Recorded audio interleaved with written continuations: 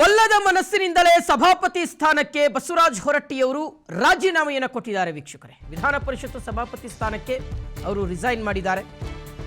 ಬಹಳ ಬಲವಂತದಿಂದಲೇ ಅವರ ಕೈಯಿಂದ ರಾಜೀನಾಮೆಯನ್ನು ಕೊಡಿಸಿದ್ದಾರೆ. ಅಧಿಕೃತವಾಗಿ ರಾಜೀನಾಮೆಯನ್ನು ಸಲ್ಲಿಸಿದ್ದಾರೆ. ಸುಮಾರು 3-4 ದಿನಗಳಿಂದಲೇ ಈ ವಿಚಾರಕ್ಕೆ ಸಂಬಂಧಪಟ್ಟಂತೆ ಹಗ್ಗ ಜಗ್ಗಾಟ ನಡೀತಾ ಇತ್ತು ಮತ್ತು ಚರ್ಚೆಗಳು ನಡೀತಾ ಇತ್ತು. ಆದರೆ ಫೈನಲಿ ಈಗ ಮುಖ್ಯಮಂತ್ರಿಗಳು ಸುದೀರ್ಘವಾಗಿ ಮನವೊಲಿಕೆ ಮಾಡಿದ ನಂತರ ಈಗ ಬಸವರಾಜ ಹೊರಟ್ಟಿಯವರು ತಮ್ಮ ಸ್ಥಾನಕ್ಕೆ ರಾಜೀನಾಮೆಯನ್ನು ಕೊಟ್ಟಿದ್ದಾರೆ. ಈಗ ಹಂಗಾಮಿ ಸಭಾಪತಿಯಾಗಿ ಮುಂದುವರಿಯುವಂತ ಸಾಧ್ಯತೆ ಇದೆ. ಹಂಗಾಮಿ ಸಭಾಪತಿ ಅಂದ್ರೆ ನೆಕ್ಸ್ಟ್ ಸಭಾಪತಿಯ ಆಯ್ಕೆ ಆಗುವವರೆಗೂ ಸಹ ಅವರು ಹಂಗಾಮಿ ಸಭಾಪತಿಗಳಾಗಿ ಮುಂದುವರಿತಾರೆ.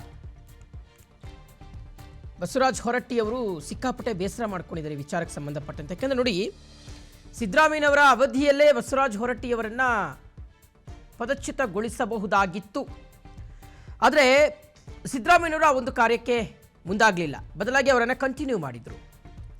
ಬಿಕಾಸ್ ಅವರು ಸೀನಿಯರ್ ಲೀಡರ್ ಇದ್ದಾರೆ, ಪರಿಷತ್ ಬುದ್ಧಿವಂತರ ಚಾವಡಿ ಅಂತ ನಾವು ಕರಿತೀವಿ. ಸೊ ಹಾಗಾಗಿ ತುಂಬ ತಿಳ್ಕೊಂಡಿರ್ತಕ್ಕಂಥವರು ಸಭಾಪತಿಗಳ ಸ್ಥಾನದಲ್ಲಿ ಕೂತ್ಕೊಂಡ್ರೆ ಆ ಒಂದು ಸದನಕ್ಕೂ ಒಂದು ಘನತೆ ಮತ್ತು ಗೌರವ ಇರುತ್ತೆ ಅನ್ನುವ ರೀತಿಯಾದಂತಹ ಒಂದು ಭಾವನೆಯಿಂದ ಬಸವರಾಜ ಹೊರಟ್ಟಿಯವರನ್ನೇ ಮುಂದುವರಿಸಲಾಗಿತ್ತು. ಆದರೆ ಈಗ ಕಾಂಗ್ರೆಸ್ ಹೈಕಮಾಂಡ್ ಸಲೀಂ ಅಹಮದ್ ಅವರ ಹೆಸರನ್ನು ಸೂಚಿಸಿರುವಂತಹ ಹಿನ್ನೆಲೆಯಲ್ಲಿ ಬಸವರಾಜ ಹೊರಟ್ಟಿಯವರನ್ನ ಈಗ ಆ ಸ್ಥಾನದಿಂದ ಅವರು ಆ ಸ್ಥಾನವನ್ನು ಬಿಡಬೇಕು ಅಂತ ಮನವೊಲಿಕೆ ಪ್ರಯತ್ನಗಳು ನಡೀತು. ಅದರ ಫಲವಾಗಿ ಈಗ ಅವರು ರಾಜೀನಾಮೆಯನ್ನು ಕೊಟ್ಟಿದ್ದಾರೆ.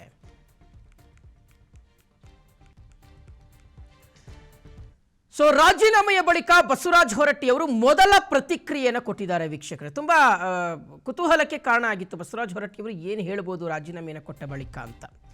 ಸಿಎಂ ಜೊತೆ ಚರ್ಚಿಸಿದೆ, ಇವತ್ತೇ ರಾಜೀನಾಮೆಯನ್ನು ಕೊಡಿ ಅಂದರು. ಸೊ ಹಾಗಾಗಿ ರಾಜೀನಾಮೆಯನ್ನು ಕೊಟ್ಟು ಬಂದಿದ್ದೀನಿ. ಇದು ಬಸವರಾಜ ಹೊರಟ್ಟಿಯವರು ಆಡಿರ್ತಕ್ಕಂಥ ಮಾತು. ನಾನು ಮುಖ್ಯಮಂತ್ರಿಗಳ ಜೊತೆ ಚರ್ಚೆ ಮಾಡಿದೆ, ಅವರು ಇವತ್ತೇ ರಾಜೀನಾಮೆ ಕೊಡಿ ಅಂತ ಹೇಳಿದ್ರು. ಹಾಗಾಗಿ ನಾನು ರಾಜೀನಾಮೆಯನ್ನು ಕೊಟ್ಟು ಬಂದಿದ್ದೀನಿ ಅಂತ. ಆಕ್ಚುಲಿ ವೀಕ್ಷಕರೇ, ನಿನ್ನೆ ಒಂದು ಸುದ್ದಿ ಇತ್ತು, 14ನೇ ತಾರೀಕು ರಾಜೀನಾಮೆ ಕೊಡ್ತಾರೆ ಅಂತ ಇತ್ತು. 13ರಿಂದ ಅಧಿವೇಶನ ಆರಂಭ ಆಗುತ್ತೆ. 14ನೇ ತಾರೀಕು ಅವ್ರು ರಾಜೀನಾಮೆ ಕೊಡ್ತೀನಿ ಅಂತ ಹೇಳಿದ್ರು ಅಂತ. ಈಗ ನಾನು ರಾಜೀನಾಮೆ ಕೊಡಲಿಲ್ಲ ಅಂದರೆ ಅವಿಶ್ವಾಸ ಮಂಡಿಸ್ತಾರೆ, ಹಂಗಾಮಿ ಸಭಾಪತಿ ಮಾಡ್ತಾರೋ ಬಿಡ್ತಾರೋ ಅವ್ರಿಗೆ ಬಿಟ್ಟಿದ್ದು ಅಂತ ಈ ಸಂದರ್ಭದಲ್ಲಿ ಬಸವರಾಜ ಹೊರಟ್ಟಿಯವರು ಪ್ರತಿಕ್ರಿಯೆಯನ್ನು ಕೊಟ್ಟಿದ್ದಾರೆ. ವೀಕ್ಷಕರೇ, ಇನ್ನು ಬಸವರಾಜ ಹೊರಟ್ಟಿಯವರನ್ನ ಎಕ್ಸ್ಕ್ಲೂಸಿವ್ ಆಗಿ ನಮ್ಮ ಪ್ರತಿನಿಧಿ ತಿಮ್ಮೇಗೌಡ ಮಾತನಾಡಿಸಿದ್ದಾರೆ. ಹಾಗಾದ್ರೆ ಬಸವರಾಜ ಹೊರಟ್ಟಿಯವರು ಏನು ಹೇಳಿದ್ರು ಈ ಸಂದರ್ಭದಲ್ಲಿ ನೋಡೋಣ.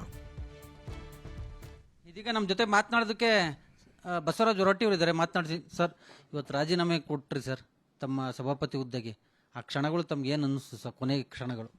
ನಾನು 24ನೇ ತಾರೀಕಿನ ದಿವಸ 14ನೇ ಸದನದಲ್ಲಿ ಎಲ್ಲರಿಗೂ ಒಂದು ಕೃತಜ್ಞತೆ ಹೇಳಿ ರಾಜೀನಾಮೆ ಕೊಡುವಂತ ತೀರ್ಮಾನ ಮಾಡಿ ಮಾಧ್ಯಮದವ್ರಿಗೆ ಹೇಳಿದ್ನಿ ಮತ್ತು ಮುಖ್ಯಮಂತ್ರಿಗೆ ಹೇಳಿದ್ನಿ. ಅವರು ಹರೀಶ್ ಇವರಿಗೆ ಯಾರು ನಮ್ಮ ಕಾಂಗ್ರೆಸ್ ಅಧ್ಯಕ್ಷರಿಗೆ ಹೇಳಿದ್ನಿ, ಎಲ್ಲರಿಗೂ ಹೇಳಿದ್ನಿ. ಇವತ್ತು ದಿಢೀರ್ನೆ ಬಂದು ಮತ್ತೆ ರಾಜೀನಾಮೆ ಕೊಡಂತ ಇಲ್ಲಿ ಕೇಳಿದರು. ಕೊಡಂದ ರಾಜೀನಾಮೆ ಕೊಟ್ಟೆ. ಇಲ್ಲಿ ಮತ್ತೆ ಅವ್ರು ಮತ್ತೆ ಕೇಳಿದ್ರು, ಇಲ್ಲೇ ಕೊಡೋಣ, 14ನೇ ತಾರೀಕು ಕೊಡ್ತೀನಿ ಅಂತ ಹೇಳಿದ್ನಂತೆ.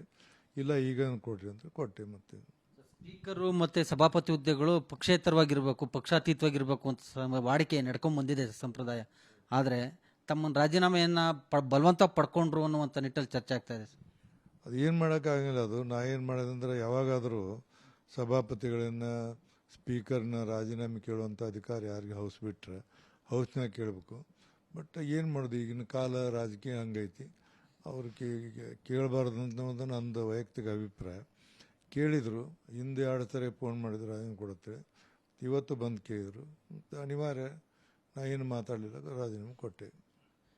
ಏನು ಸರ್, ಮುಖ್ಯಮಂತ್ರಿಗಳು ತಮ್ಮ ಜೊತೆ ಏನು ಕಾನ್ವರ್ಸೇಷನ್ ನಡೆಸಿದ್ರು? ಯಾವ ಕಾರಣಕ್ಕೋಸ್ಕರ ನೀವು ಕೊಡಿ ಅಂತ ಏನಾದರೂ ರೀಸನ್ ಹೇಳಿದ್ರೆ ಸರ್? ಮಾತಾಡಲಿಲ್ಲ, ರಾಜೀನಾಮೆ ಕೊಡಿ ಇವತ್ತಂದ್ರು. ನಾ ಏನು ಮಾತಾಡಲಿಲ್ಲ, ಕೊಟ್ಟೆ ಅಷ್ಟೇ. ಈಗ ನೀವು ಅತಿ ಹೆಚ್ಚು ಗೆಲುವನ್ನ ಸಾಧಿಸಿರ ಅಂತ ರಾಜಕಾರಣಿ ಸರ್ ವಿಧಾನ ಪರಿಷತ್ನಲ್ಲಿ. ಈಗ ವಾಟ್ ನೆಕ್ಸ್ಟ್ ಸರ್? ಈಗ ಸಭಾಪತಿ ಹುದ್ದೆಯಿಂದ ತೆರವಾಗಿದ್ರ ಕಾನ್ಫಿಡೆನ್ಸ್ ಐತಿ. ಇನ್ನೂ 2 ವರ್ಷ ಪೀರಿಯಡ್ ಐತಿ ನಂದು. ಹೋಗ್ತೀನಿ, ಅಡ್ಡಾಡ್ತೀನಿ, ಕೆಲಸ ಮಾಡ್ತೀನಿ. ಸಾರ್ವಜನಿಕರ ಕೆಲಸ ಮಾಡುವಂಥ ಇನ್ನೂ ಬೇಕಾದ ಅವಕಾಶ ಮಾಡ್ತೀನಿ ಸರ್. ಈಗ ಸಭಾಪತಿ ಇದರಲ್ಲಿ ನೀವು ಕಾರ್ಯನಿರ್ವಹಿಸುವಂಥ ಸಂದರ್ಭದಲ್ಲಿ ಸದನದಲ್ಲಿ ಸಾಕಷ್ಟು ಘಟನೆಗಳು ನಡೆದವು ಸರ್. ಇವತ್ತಿನ ಒಂದು ಜನ್ರೇಷನ್ಗೆ ಏನು ಮೆಸೇಜ್ ಹೇಳ್ತೀರಿ ಸರ್ ಕೊನೆಯದಾಗಿ? ಏನಿಲ್ಲ, ಇದು ಹಿರಿಯರ ಮನೆ, ಚಿಂತಕರ ಚಾವಡಿ. ಇಲ್ಲಿ ಬರೋರೆಲ್ಲ ಸ್ವಲ್ಪ ನಯ ವಿನಯ ಸ್ಟಡಿ ಮಾಡ್ಕೊಂಬರ್ಬೇಕು, ಇದರ ಗಣತಿಗೆ ಅವರು ಹೆಚ್ಚಿಸಬೇಕು ಅಂಥ ಶಾಸಕರೆಲ್ಲ ನಾನು ಅವರಿಗೆಲ್ಲ ಹೇಳ್ತಿದ್ದೆ, ಟ್ರೈನಿಂಗ್ನು ಕೊಡಿಸಿದ್ದು ನಾನು. ಅದೇ ಇದೊಂದು ಹಿರಿಯರ ಮನೆ ಇರೋದ್ರಿಂದ ಎಲ್ಲರೂ ಭಾಳ ಡೀಸೆಂಟಾಗಿ ನಡ್ಕೊಳ್ಬೇಕಾದ ಕರ್ತವ್ಯ. ಆ ರೀತಿ ನಡ್ಕೊಳ್ರಿ ಅಂತೇಳಿ ಒಂದು ವಿನಂತಿಯನ್ನು ಮಾಡ್ತೀನಿ ಅವ್ರು. ಹಿಂದೆ ಬಸವರಾಜ ಹೊರಟ್ಟಿಯವರ ರಾಜೀನಾಮೆಯನ್ನ ಕೊಡಬೇಕಾಗಿತ್ತು, ಆದರೆ ಸಿದ್ದರಾಮಯ್ಯನವರ ಅಧಿಕಾರದಲ್ಲಿ ಇರೋದ್ರಿಂದ ಹೊರಟ್ಟಿ ಮತ್ತೆ ಸಿದ್ದರಾಮಯ್ಯನವರ ಬಾಂಡಿಂಗು ಅವತ್ತು ಸಭಾಪತಿ ಸ್ಥಾನದಲ್ಲಿ ಮುಂದುವರಿಸಿತ್ತು ಅಂತ ಹೇಳ್ತಾರೆ ಸರ್. ಇಲ್ಲ ನನಗೆ ಯಾರೂ ರಾಜೀನಾಮೆ ಕೇಳಿಲ್ಲ ಅವಾಗ. ಅದೇನೋ ಅವ್ವಾಪ ಯಾರೂ ರಾಜೀನಾಮೆ ಕೇಳಿಲ್ಲ. ಇಲ್ಲ ಅವ್ರೇನು ವರ್ಷಿಲ್ಲ, ರಾಜೀನಾಮೆ ಯಾರೂ ಕೇಳಿಲ್ಲ. ಆಟೋಮೆಟಿಕ್ಲಿ ಹಂಗೆ ಬಂದಿತ್ತು, ಹಂಗೆ ನಡೆದಿತ್ತು. ಅದನ್ನು ಸಿದ್ದರಾಮಯ್ಯನವರ ಅಧಿಕಾರದಲ್ಲಿದ್ರೆ ಈಗ ನೀವು ಮುಂದುವರಿತಾ ಇದ್ರಿ ಅಂತ ಸರ್. ಅದೇ ಹಂಗೆ ಹೇಳ್ತೀರಿ, ನನಗೂ ಗೊತ್ತಿಲ್ಲ ಅದೇನಾಕಿತ್ತೋ ಗೊತ್ತಿಲ್ಲ.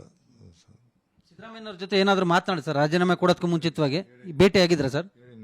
ಮೊನ್ನೆ ಭೇಟಿಯಾಗಿ ರಾಜೀನಾಮೆ ಕೇಳಿದ್ರು ಮುಖ್ಯಮಂತ್ರಿ, ರಾಜೀನಾಮೆ ಕೊಡೋಕೆ ಹೊಂಟಿ ಅಂದೆ. ಆಯ್ತು ಕೊಟ್ಟು ಬಾ ಅಂತ ಹೇಳಿದ್ರು. ಸೊ ಇದಿಷ್ಟು ಬಸವರಾಜ ಹೊರಟ್ಟಿರವರ ಸ್ಪಷ್ಟ ನುಡಿಗಳು. ಕ್ಯಾಮರಾಮನ್ ಚಂದ್ರಕಾಂತ್ ಜೊತೆ ಹೆಬ್ಬಾ ಕಾತಿಮೇಗೌಡ, PNS ವಿಸ್ತಾರ ನ್ಯೂಸ್, ಬೆಂಗಳೂರು.